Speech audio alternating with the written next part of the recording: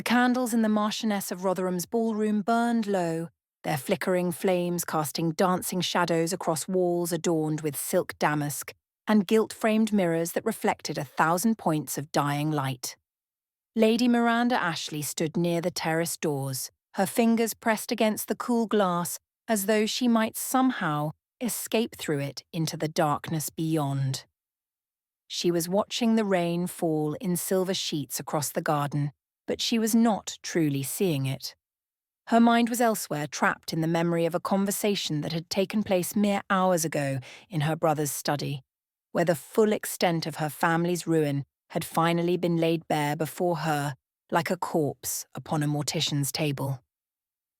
"Your father's debts are catastrophic," her brother Fraser had said, his voice hollow with exhaustion and barely suppressed panic. "The estate is mortgaged twice over. The creditors are circling like wolves, and I have nothing left to offer them. Nothing except you." Miranda had understood his meaning immediately, had felt the cold weight of it settle into her bones like winter frost. She was 28 years old, well past the first bloom of youth that made young ladies valuable on the marriage market. She possessed no fortune of her own, no powerful connections, nothing but a face that had once been called beautiful, and a name that was rapidly becoming synonymous with financial disgrace. But she was still unmarried, still technically eligible, and in the desperate mathematics of aristocratic survival that made her the last remaining asset the Ashley family possessed. "You must marry," Fraser had continued, his eyes unable to meet hers. "And quickly. Before word of our situation spreads beyond repair. There is a gentleman who has expressed interest, a wealthy merchant named Bartholomew Crane. He is nearly 60 years old and has buried 3 wives already, but he is willing to settle a considerable sum upon our family in exchange for the prestige of a connection to the nobility." Miranda had said nothing. There was nothing to say. She had simply nodded, risen from her chair with the mechanical precision of a puppet whose strings were being pulled by invisible hands, and retreated to her chamber to dress for the Rotherham ball, which she was now required to attend as though her entire world had not just collapsed around her. And now here she stood, surrounded by the glittering cream of London society, watching them dance and laugh and gossip as though the ground beneath their feet was solid and permanent rather than a thin crust over an abyss of potential disaster. She wondered how many of them carried similar secrets. How many elegant gowns concealed hearts that were breaking? How many polished smiles masked the desperate calculations of survival? A ripple of whispered conversation drew her attention from the rain-streaked windows, and she turned to see what had caused the sudden shift in the room's atmosphere. The crowd near the entrance was parting with unusual deference, heads turning, fans fluttering, as a tall figure made his way into the ballroom with the unhurried confidence of a man who knew that the world would arrange itself around his presence rather than requiring him to accommodate it. Miranda's heart stopped. Then it began again with a violent lurch that made her press her hand against her chest as though to contain it. Matthew Piers, the Duke of Wentworth, had arrived. She had not seen him in 6 years. Not since that terrible evening when she had stood in her father's garden and shattered his heart with words that still haunted her dreams, words she had been forced to speak by her father's threats and her family's expectations, words that had sent him away from England entirely, seeking solace in foreign lands and the dangerous pursuits that had earned him a reputation as a man to be feared as much as respected. He had changed. That was her first coherent thought as she watched him move through the crowd. He had been handsome before, in the way of young men who have not yet been tested by life's cruelties. But now there was something different about him, something harder and more commanding. His dark hair was touched with silver at the temples, though he could not be more than 34. His face, which she remembered as open and earnest, had acquired the severity of a man who had learned that the world was not kind and had adjusted his expectations accordingly. But it was his eyes that struck her most forcefully. They had always been grey, the colour of storm clouds gathering over the sea, But now they held a quality she could only describe as winter, cold, watchful, and utterly without the warmth that had once made her feel as though she were the most cherished creature in all of England. He had loved her once. She had known it with absolute certainty, had seen it in every glance, every carefully chosen word, every small gesture of devotion.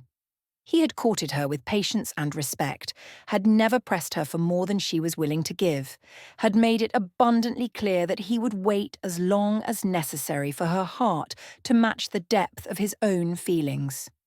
And she had rejected him, not because she did not care for him, though that was what she had told him, what she had been instructed to tell him by her father, who had grander ambitions for his only daughter than a mere second son with uncertain prospects.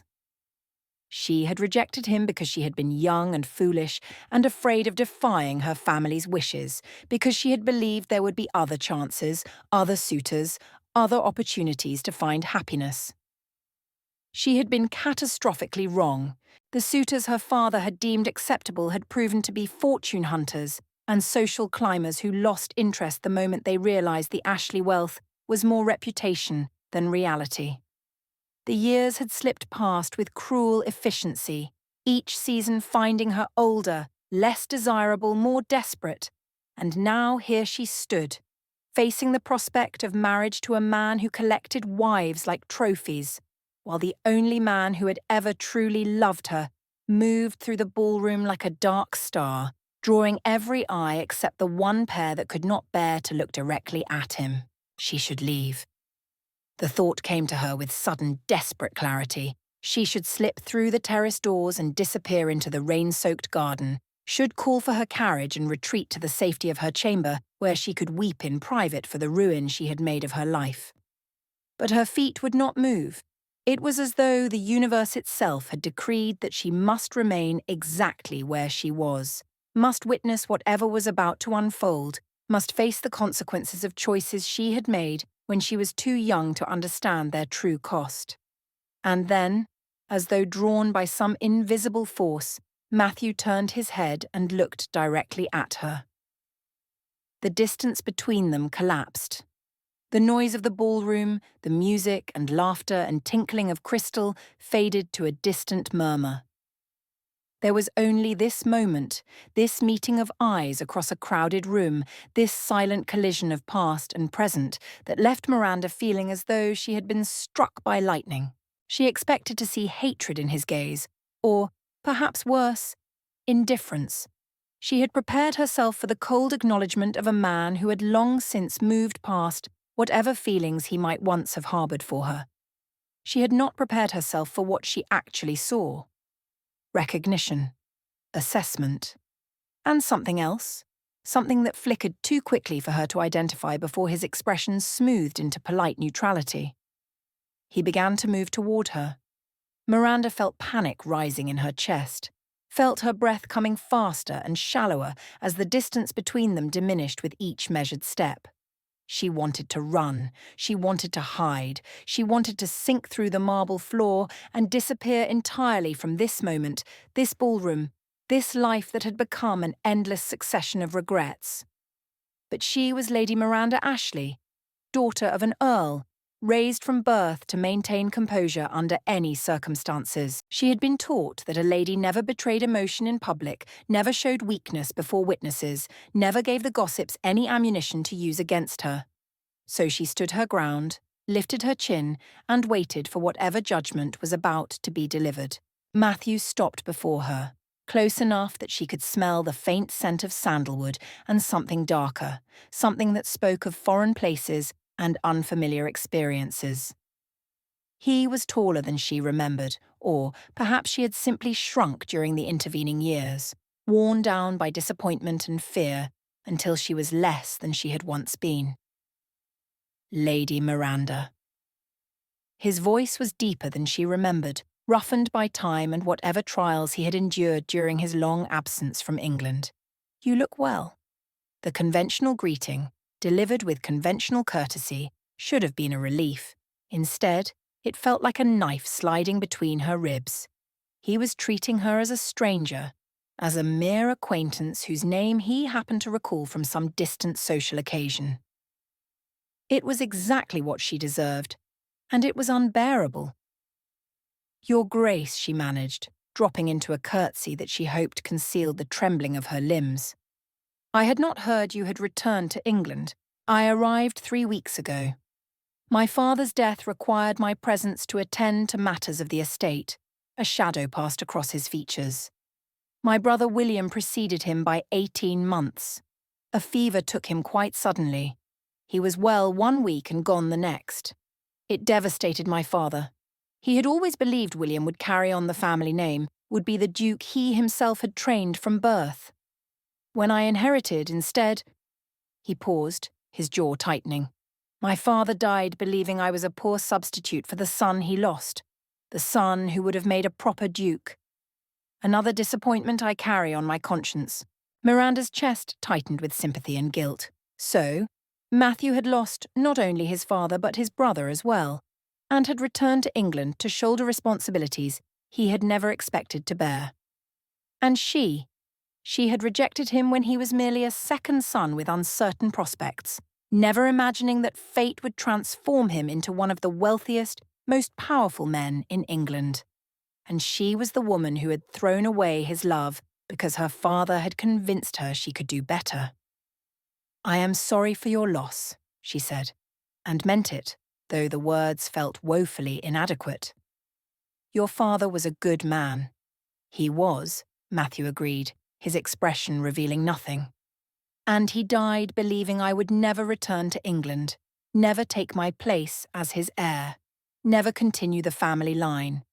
He died disappointed in me, Lady Miranda. That disappointment was one of the many gifts your rejection bestowed upon my family."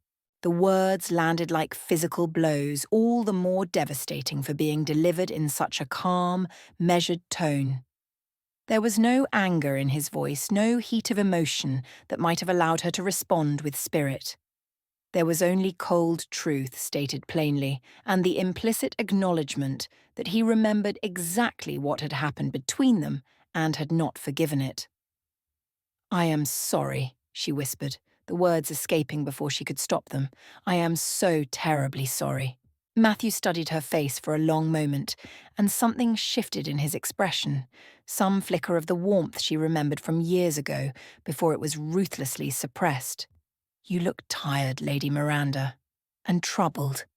If I did not know better, I would think something was weighing heavily upon your conscience." The observation was so accurate, so precisely aimed at the vulnerable centre of her current distress, that she could not prevent the sharp intake of breath that betrayed her.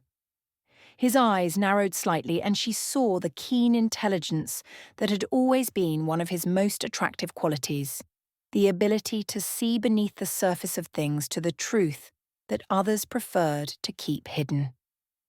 "What has happened?" he asked, his voice dropping to a murmur that would not carry beyond their immediate vicinity.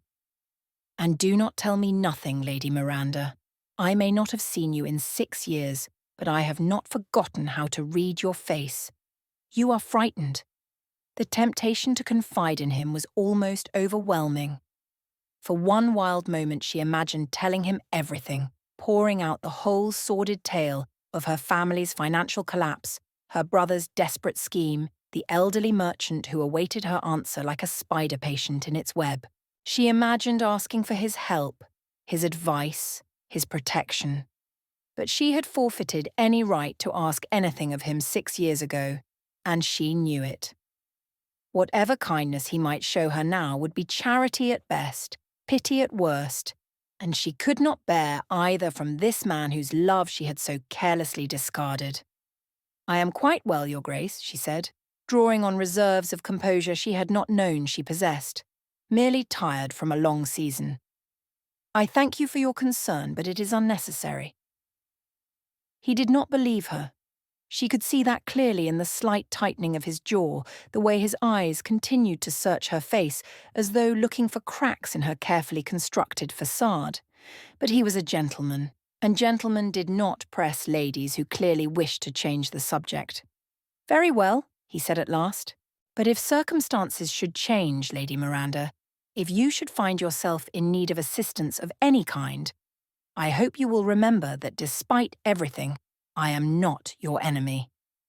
Before she could respond, before she could even begin to process the implications of his words, he bowed with formal precision and moved away, leaving her standing alone by the terrace doors with her heart pounding and her mind racing. He was not her enemy. What did that mean? Coming from a man she had wounded so deeply, what possible assistance could he offer that would not come at a cost she could not afford to pay?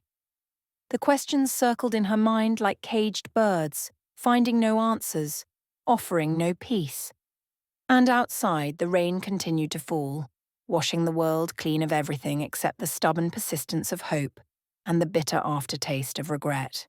3 days later, Miranda sat in the drawing room of Ashley House, listening to the rain that had not stopped since the night of the Rotherham ball and watching her brother pace the worn carpet with the restless energy of a man who had run out of options. "Bartholomew Crane has made his intentions clear," Fraser said, his voice tight with barely suppressed desperation. "He is willing to settle £20,000 upon our family immediately, with an additional £10,000 upon the birth of a male heir. His solicitor has drawn up the contracts. All that remains is your acceptance." Miranda said nothing. She had already said everything there was to say on the subject, had already made clear her revulsion at the prospect of marrying a man older than their own father had been when he died, had already pleaded and argued and begged for some alternative solution to their predicament. None had been found. "Do you understand what will happen if you refuse?" Fraser continued, stopping his pacing to face her directly. "We will lose everything. The house, the land, the family name that stretches back 500 years. Our mother will be turned out onto the street. Our sisters will be ruined. I will be forced to flee to the continent to escape debtor's prison. Is that what you want?" "I want a choice," Miranda said quietly.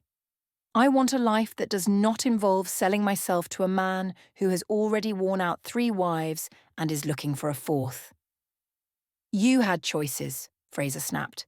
6 years ago, you had an excellent choice, and you threw it away. Matthew Piers would have married you in a heartbeat. He was mad for you. Everyone could see it. And what did you do? You rejected him because father convinced you that a second son was beneath your dignity."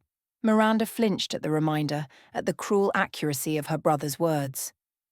"It was not my choice," she said, her voice barely above a whisper. "Father threatened to disown me if I accepted Matthew's suit. He said he would cast me out, cut me off from the family entirely. I was 18 years old, Fraser. I was terrified. And now you are 8 and 20, and terror is the least of your problems." Fraser's voice softened slightly, exhaustion replacing anger. "I am sorry, Miranda. I know this is not the life you wanted. But we are out of options. Crane's offer is the only thing standing between our family and complete destruction." A knock at the door interrupted whatever response Miranda might have made. The butler, ancient and loyal despite months of unpaid wages, appeared in the doorway with an expression of carefully controlled surprise. "Forgive the interruption, my lord, but there is a gentleman here to see Lady Miranda. He says the matter is urgent and cannot wait." Fraser frowned. "Who is it?" The butler hesitated for a fraction of a second, his composure slipping just enough to betray the magnitude of what he was about to say. "His Grace the Duke of Wentworth, my lord." The silence that followed this announcement was profound. Miranda felt the blood drain from her face, felt her heart begin to pound with a mixture of hope and terror that made her dizzy. Matthew was here, at her home, demanding to see her. Why?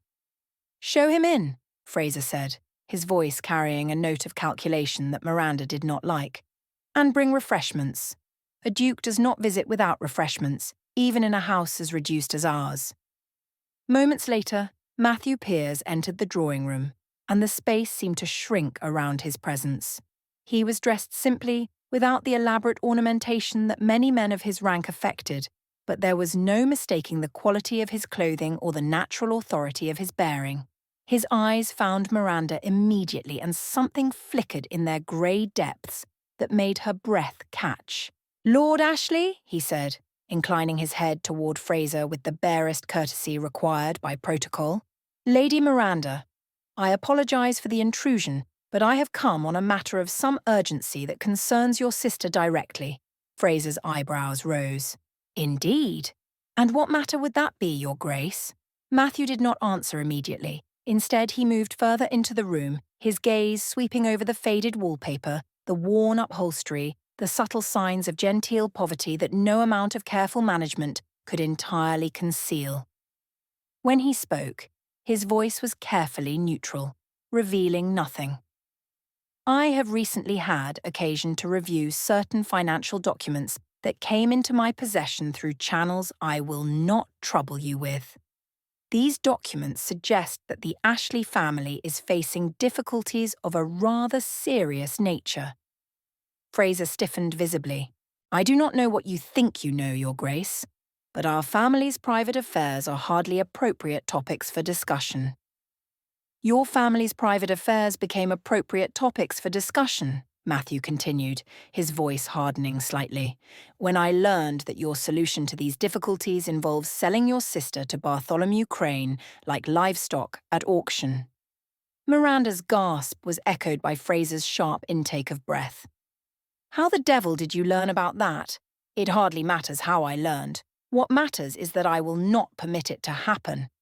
Fraser's face flushed with anger. "You will not permit? With all due respect, Your Grace, you have no authority over my sister or my family. Whatever happened between you and Miranda in the past is precisely that, in the past. You cannot simply appear at our door and issue commands as though you have any right to do so." "I have every right," Matthew said quietly, "because I intend to marry her myself." The words fell into the silence of the drawing room, like stones dropped into still water, sending ripples of shock expanding outward until the very air seemed to vibrate with their implications. Miranda could not move, could not speak, could barely breathe. She stared at Matthew as though he had suddenly sprouted wings or announced his intention to fly to the moon. Fraser was equally stunned. "You intend to what?"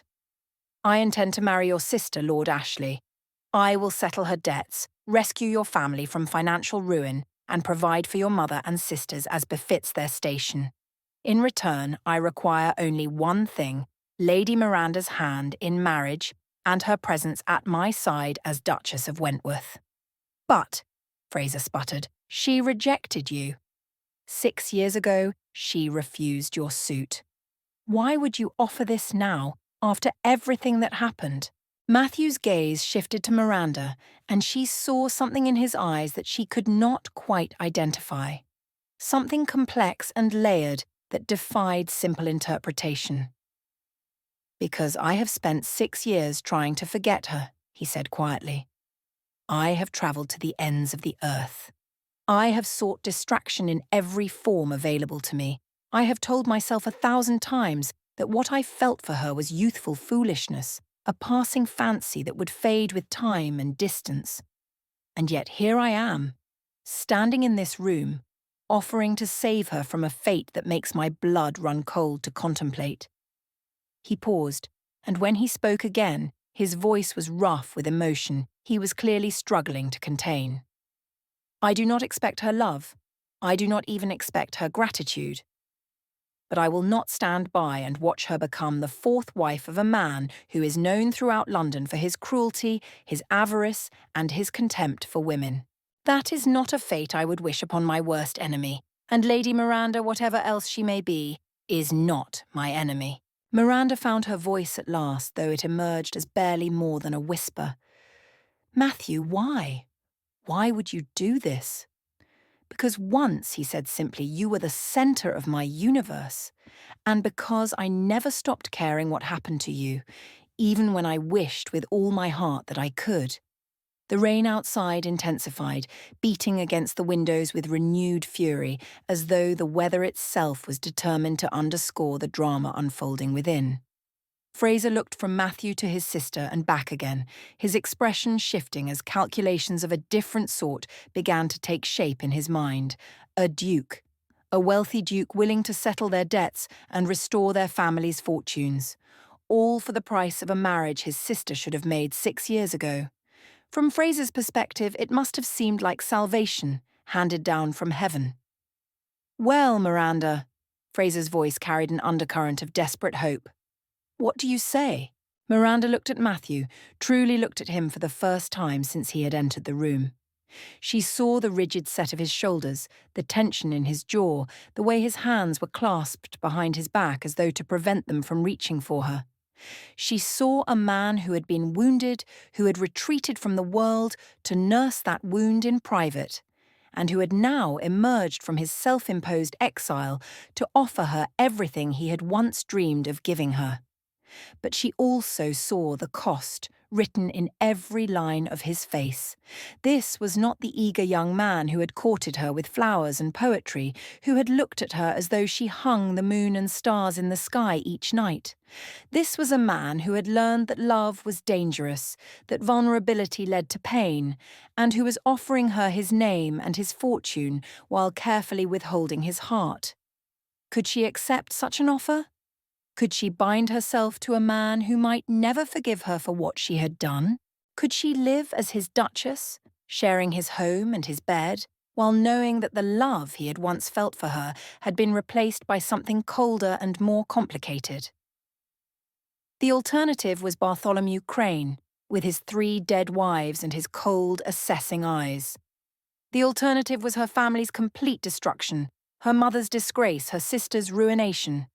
The alternative was everything she had been dreading since the moment Fraser had revealed the true extent of their predicament. There was really only one answer she could give. "Yes," she whispered. "I accept your offer, Your Grace." Something flickered across Matthew's face too quickly for her to identify. He nodded once sharply and turned to address Fraser with brisk efficiency. "Very good. I will have my solicitors draw up the marriage settlements immediately. The ceremony will take place by special license within the week. Until then, Lady Miranda may remain here, but I will send additional staff to ensure the household is properly maintained."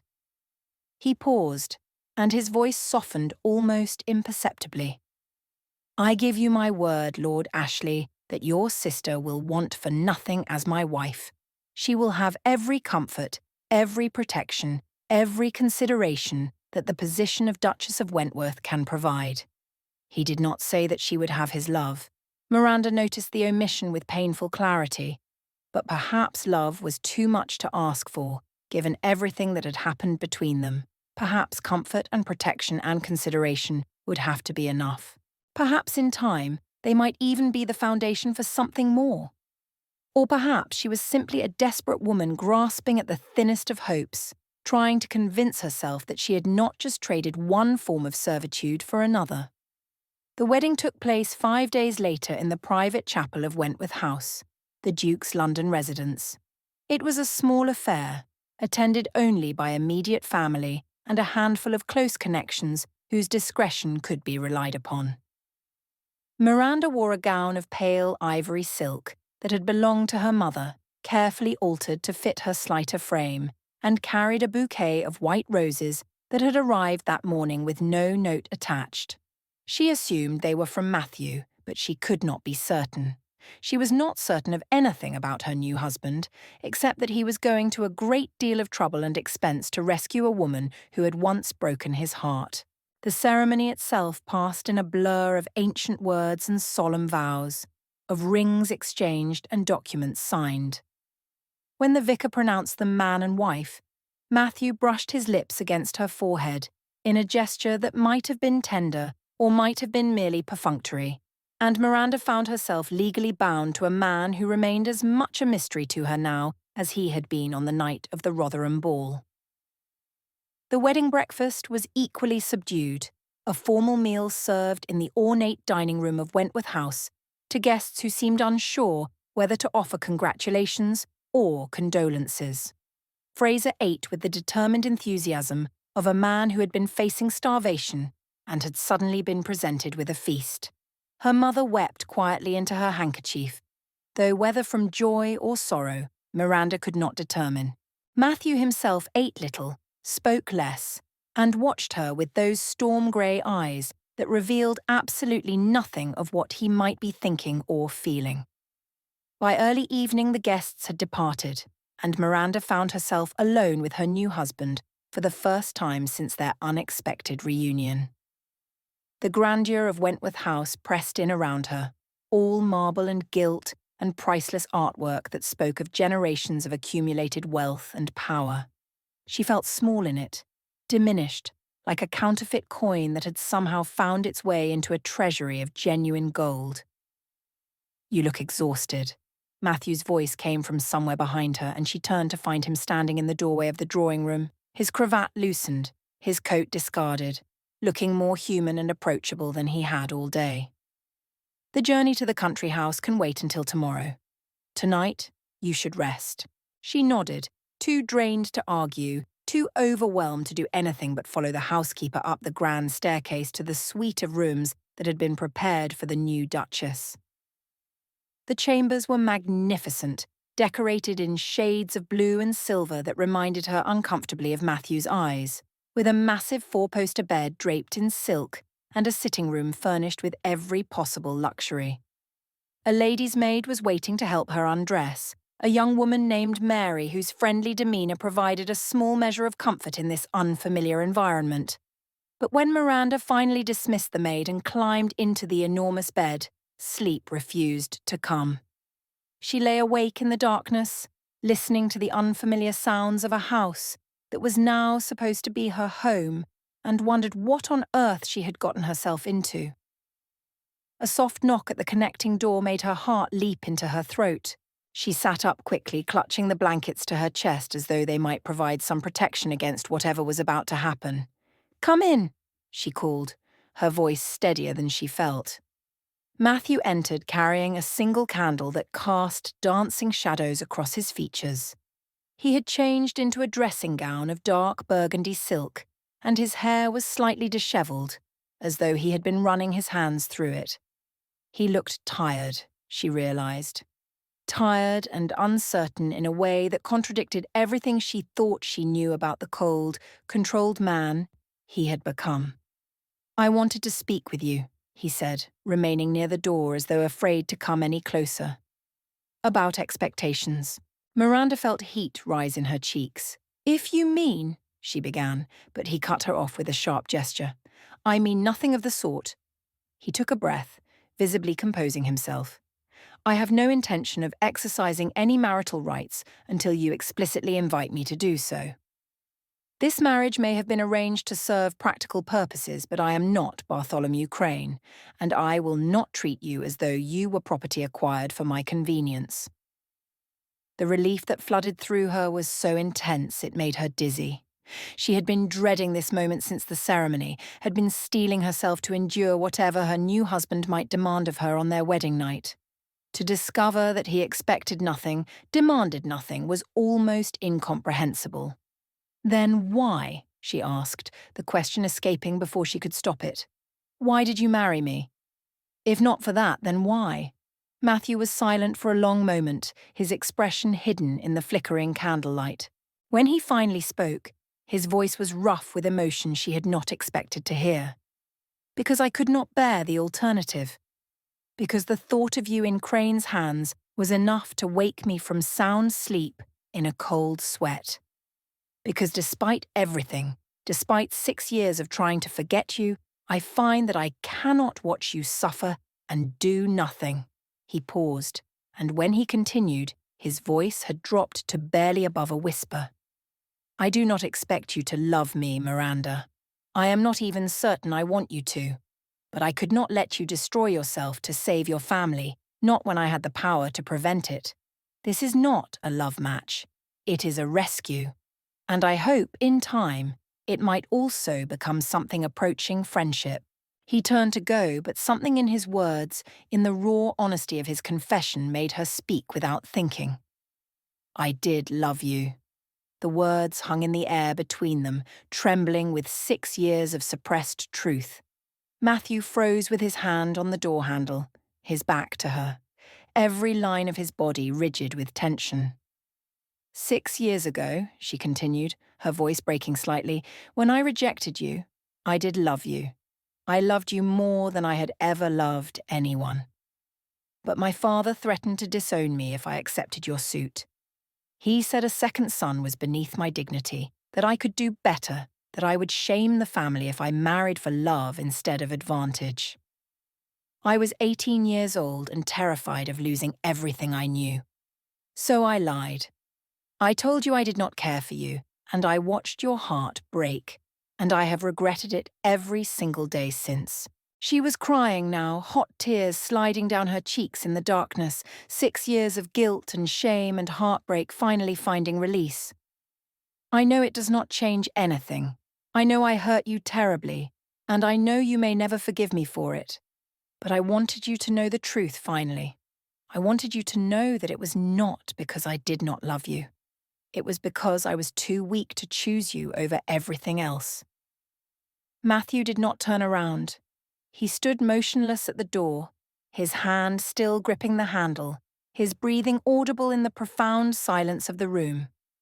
When he finally spoke, his voice was so quiet she had to strain to hear it. You loved me. It was not a question, but she answered anyway. Yes, more than I knew how to express, more than I understood until I had lost you. And your father, he threatened to disown you? She nodded, then realized he could not see her. Yes, he said he would cut me off completely, cast me out without a penny, tell everyone I had gone mad. I was so young, Matthew. I did not know how to fight him. I did not even know that fighting him was an option. Another long silence stretched between them, heavy with unspoken words and the weight of years that could never be reclaimed. Then, slowly, Matthew turned to face her. His expression was unreadable in the dim light, but something in his posture had changed, some of the rigid tension easing from his shoulders. I spent 6 years hating you, he said quietly. 6 years convincing myself that you were cold and shallow and unworthy of the love I had offered you. It was easier than the alternative. Easier than believing that I had somehow failed to fight hard enough for you, that if I had been braver or more persistent, things might have turned out differently. He moved closer, close enough that she could see the emotions swimming in his grey eyes, the vulnerability he was allowing her to glimpse for the first time. I do not know if I can forgive you, Miranda. I do not know if I can forgive myself. But perhaps, he paused, and something that might have been hope flickered across his features. Perhaps we might try to understand each other. Perhaps we might start again. Not as the naive young people we were, but as the damaged, complicated adults we have become. It was not a declaration of love. It was not even a promise of forgiveness. But it was something, a crack in the wall he had built around his heart, a possibility where before there had been only cold, impenetrable stone. Yes, she whispered, reaching out to touch his hand where it rested at his side. I would like that very much. He stood and pulled her into his arms, holding her close enough that she could feel his heart pounding against hers. The drawing room door opened and the housekeeper appeared with a satisfied smile. I assume congratulations are in order. They spent the following weeks learning to know each other again, walking the grounds of the estate, sharing meals and conversations that gradually grew easier and more natural. Matthew began to let down his guard, showing her glimpses of the man he had been before she had wounded him, and Miranda found herself falling in love with him all over again, this time with the full understanding of what she had almost lost. The country estate of Wentworthmore was everything Miranda had imagined and more. Nestled in the rolling hills of Yorkshire, it was a sprawling manor house of honey-coloured stone that seemed to grow organically from the landscape, surrounded by formal gardens that gave way to wild parkland stretching as far as the eye could see. The staff, she discovered, had been eagerly anticipating the arrival of their new mistress, and she was greeted with a warmth that surprised her after the cool formality of the London house. The weeks that followed established a pattern that was both comfortable and frustrating. Matthew was courteous, attentive, and scrupulously respectful of the boundaries he had established on their wedding night. He joined her for meals, accompanied her on walks through the gardens, and spent evenings reading aloud from books he thought she might enjoy. But he maintained a careful distance, both physical and emotional, as though afraid of what might happen if he allowed himself to come too close. Miranda found herself watching him constantly, searching for glimpses of the man he had been before she had wounded him. Occasionally she caught sight of that man in a sudden laugh at something unexpected, in the gentleness with which he treated the servants and tenants, in the way his eyes softened when he looked at her and did not realize she was watching. But those moments were fleeting, quickly suppressed. As though he was afraid of letting his guard down even for an instant, she learned things about him that she had not known before. She learned that he had spent 2 years in India after leaving England, working with a trading company that dealt in silks and spices. She learned that he had nearly died of fever during his time there, had lain unconscious for weeks while doctors debated whether he would survive. She learned that the experience had changed him fundamentally, had taught him that life was fragile and precious, and not to be wasted on bitterness and regret. But she also learned that he had not entirely absorbed that lesson. The walls he had built around his heart remained stubbornly intact. And though he was kind to her, though he treated her with every consideration due to his duchess, she sensed that he was holding something back, protecting himself from the possibility of being hurt again. The breakthrough came unexpectedly, on an afternoon in early autumn when the leaves were just beginning to turn and the air carried the first hint of coming frost. Miranda had wandered into the estate's extensive library, seeking a particular volume of poetry that Matthew had mentioned the previous evening. She found the book easily enough, but what caught her attention was a leather portfolio tucked into a shelf nearby, its cover worn and faded with age. Curiosity overcame propriety, and she opened it to find a collection of letters, all written in Matthew's distinctive hand, all addressed to her. The dates spanned the 6 years of his absence, from the first bitter missive composed shortly after her rejection to the most recent, written just weeks before his return to England. She should not read them. She knew that with absolute certainty. These letters were private, never meant to be sent, a record of one man's struggle to process heartbreak and betrayal. Reading them would be a violation of his trust, an invasion of his most intimate thoughts. She read them anyway. The first letters were angry, filled with accusations and recriminations that made her flinch even as she understood he had every right to feel them. But as she progressed through the collection, as the dates advanced and the locations shifted from England to India, to Italy, to Greece, something changed. The anger faded, replaced by something more complex and ultimately more painful. He had never stopped loving her. That was the truth that emerged from those unsent letters, written on ships and in foreign cities, and in the depths of fevered delirium. He had tried to hate her, had tried to forget her, had tried to convince himself that what he felt was merely wounded pride rather than genuine heartbreak. But the love remained, stubborn and persistent, refusing to be reasoned away no matter how hard he fought against it. The final letter, dated just 3 days before the Rotherham ball, was the most devastating of all. It described his decision to return to England after his father's death, his determination to finally close the chapter of his life that she represented. And it ended with words that made her weep. "I will see her again," he had written. "I will see her, and I will feel nothing. I will prove to myself finally that she has no more power over me. And then, perhaps, I will be free. But I fear in my heart of hearts that I will never be free of Miranda Ashley. I fear that I will love her until the day I die, and that my love will be my punishment for ever believing she could love me in return." The sound of the library door opening made her look up with tears streaming down her face, the letters clutched in her trembling hands. Matthew stood in the doorway, his expression shifting from surprise to recognition to something that looked remarkably like fear. "You found them," he said quietly.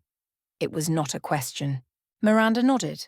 Unable to speak through the tightness in her throat, she had expected him to be angry, to demand an explanation for her invasion of his privacy. Instead, he simply stood there, watching her with those storm-grey eyes that suddenly seemed less cold and more vulnerable than she had ever seen them. "I should have burned them," he said at last. "I meant to before you arrived, but somehow I could not bring myself to destroy them. They were all I had left of you, those letters, all I had left of what we might have been." She rose from the chair, still holding the portfolio, and crossed the library until she stood directly before him. The distance between them was measured in inches now, close enough that she could see the fine lines around his eyes, the silver threads in his dark hair, the rapid pulse beating at the base of his throat. "You said you did not know if you could forgive me," she said softly. "These letters suggest that you already have." Matthew's jaw tightened. "Forgiveness is not the same as trust. I may have forgiven you for breaking my heart 6 years ago, but that does not mean I am willing to let you break it again." "And is that what you think I want? To break your heart?" "I do not know what you want, Miranda. I have never known. I thought I did, once. I thought you wanted the same things I wanted. A life together, a family, a love that would last until we were old and grey, and then you looked me in the eye and told me you felt nothing for me. And I realized I had been completely wrong about everything." She reached up and touched his face, feeling the warmth of his skin beneath her fingertips, the slight roughness where he needed to shave. "I was wrong," she said. "I was young and frightened and wrong. But I am not young anymore, Matthew. I am not frightened anymore either, at least not of my family or society or any of the things that seemed so important when I was 18. The only thing I am frightened of now is spending the rest of my life married to a man who loves me but will not let himself believe it." Something cracked in his expression, some final barrier giving way under the weight of her words and the evidence of his own writings. He reached up and covered her hand with his own, pressing her palm more firmly against his cheek. "I have loved you for 10 years, he said roughly. 10 years of wanting you, needing you, dreaming of you, even when I wished I could forget your face. I have tried everything to excise you from my heart, and nothing has worked. You are there, Miranda. You have always been there, and I am terrified that if I let myself love you openly, you will destroy me completely." She stepped closer, eliminating the last remaining distance between them, and felt his arms come around her with a desperate urgency that spoke more eloquently than any words could. "I will not destroy you," she whispered against his chest. "I will spend every day of my life trying to heal what I broke. I will love you, Matthew, if you will let me. I will love you until you believe it." He pulled back just far enough to look at her face, and she saw that his eyes were bright with unshed tears. "Do you mean that?" he asked, his voice breaking. "After everything, after all the pain and the distance and the walls I have built between us, can you truly mean that?" She answered him not with words but with a kiss, rising on her toes to press her lips against his, with all the passion and desperation she had suppressed for 6 long years.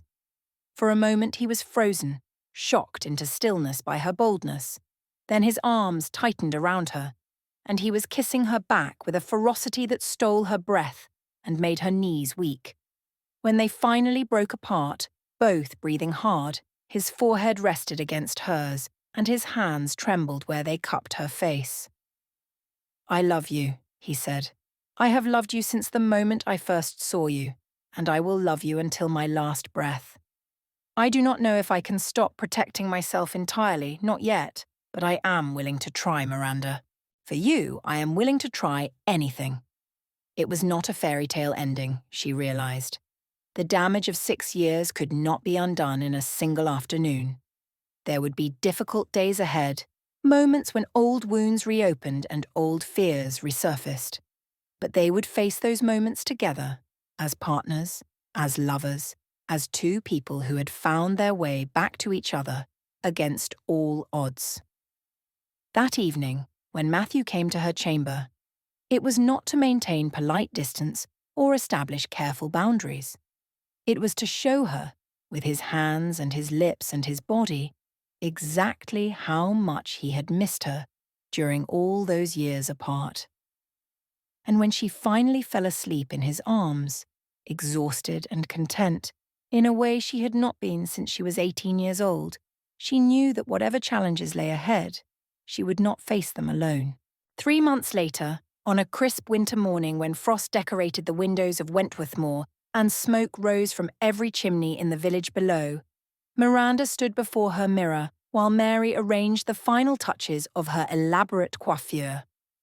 The occasion was the annual Wentworth Christmas Ball, a tradition that had lapsed during Matthew's years abroad, but which he had insisted on reviving now that he had a duchess to serve as hostess. The guest list included nearly every notable family in the county, as well as several important personages from London who had made the journey specifically to meet the mysterious woman who had captured the heart of the Duke of Wentworth. Among those London guests, Miranda had been unsurprised to learn, was Bartholomew Crane. "You do not have to see him," Matthew had said when the acceptance arrived. "I can have him turned away at the door. It would cause talk, but I do not care about talk." "No," Miranda had replied. "Let him come. Let him see what he lost. Let him understand that I was never his to claim." Now, as she descended the grand staircase to the ballroom below, she caught sight of Crane among the assembled guests. He looked older than she remembered, diminished somehow, his expensive clothing unable to disguise the calculating cruelty that lurked behind his eyes. When he saw her, his expression shifted through several emotions: surprise, recognition, and something that looked remarkably like fear. Matthew was at her side in an instant, his hand warm and possessive at the small of her back. "Steady," he murmured. "Remember, you are the Duchess of Wentworth. He has no power over you now." She nodded, drawing strength from his presence, and allowed him to lead her into the ballroom. The evening unfolded in a blur of music and laughter, of compliments from guests who seemed genuinely charmed by their hostess, of dances with her husband that left her breathless and giddy in a way she had not felt since she was a girl. She had nearly forgotten about Crane entirely when he appeared before her during a quiet moment between sets. "Lady, that is your grace," he said, his tone carrying an undercurrent of something unpleasant. "You look well. Marriage to a duke clearly agrees with you." "Thank you, Mr. Crane," Miranda replied coolly. "I find that marriage to a man who loves and respects me agrees with me very well indeed." The barb landed exactly as intended. Crane's face flushed an ugly red, and his veneer of politeness slipped to reveal the contempt beneath. "Love," he sneered. "You think Wentworth married you for love? He married you because you were damaged goods. A spinster from a disgraced family who had no other options. He took you as a charity case, nothing more. You delude yourself if you believe otherwise." The words were designed to wound, to resurrect all the insecurities and self-doubt that had plagued her for so long, and for a moment, just a moment, they found their mark. Then Matthew's voice came from behind her, cold and dangerous in a way she had never heard before. "You will apologize to my wife, Crane." Immediately, Crane turned, and whatever he saw in Matthew's expression made him take an involuntary step backward. "I meant no offense, Your Grace. I was merely making conversation. You were attempting to wound a woman who has done you no harm because you cannot bear that she chose a different path than the one you intended for her." Matthew's voice remained quiet, but there was steel beneath the silk. "Let me be clear, Mr. Crane. My wife is not a charity case. She is not damaged goods. She is the love of my life, the center of my existence, and the finest woman I have ever known. And if you ever speak to her with such disrespect again, I will ensure that your reputation, your finances, and your comfort are destroyed so thoroughly that you will spend the rest of your miserable life wishing you had never been born. The silence that followed this pronouncement was absolute. Every guest within earshot had frozen. Champagne glasses suspended midway to lips, conversations abandoned mid-sentence. Crane looked as though he might actually faint, his face gone from red to grey in an instant. Then, with a muttered apology that was barely audible, he turned and fled the ballroom entirely. Miranda turned to her husband, her heart so full she could barely breathe. "You did not have to do that." "Yes," he said simply. "I did." He took her hand and raised it to his lips, pressing a kiss against her knuckles with a tenderness that made her eyes sting with happy tears. "You are not damaged goods, Miranda. You never were. You were simply waiting for someone who deserved you, and I intend to spend the rest of my life trying to be that man." She laughed through her tears and went into his arms right there in the middle of the ballroom. Social propriety be damned. Around them, she heard murmurs of approval, even scattered applause, as the assembled guests witnessed what was clearly a love match of the highest order. That night, long after the last guest had departed and the candles had burned low, Miranda lay in her husband's arms and marveled at the unexpected turn her life had taken. She had spent years believing she was unworthy of love, that her rejection of Matthew had condemned her to a life of loneliness and regret. Instead, she had found a love stronger than anything she had ever imagined, a partnership forged in the fires of past pain and tempered into something unbreakable. Matthew stirred beside her, his lips brushing against her temple. "What are you thinking about?" she murmured. "About how wrong I was," he admitted. "I thought marrying you would be a rescue, a practical arrangement that might eventually become friendship. I never imagined it would become this overwhelming, all-consuming love that makes me want to shout from the rooftops that you are mine." She turned in his arms to face him, her fingers tracing the beloved lines of his face. "I rejected you once. You saved me anyway. And now I get to spend the rest of my life proving that your faith in me was not misplaced." He kissed her then, slow and deep and full of promise.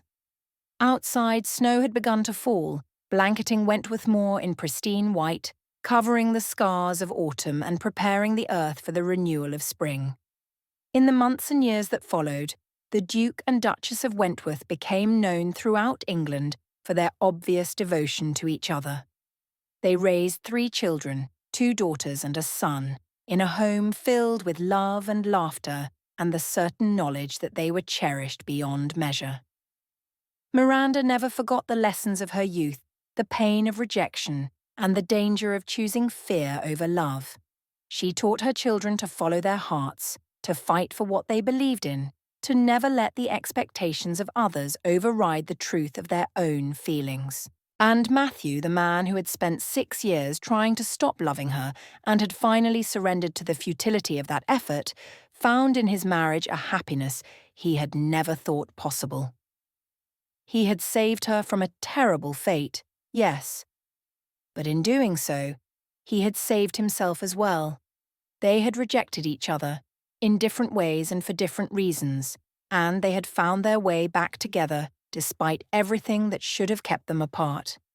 Their love was not a fairy tale, not a story of perfect people making perfect choices.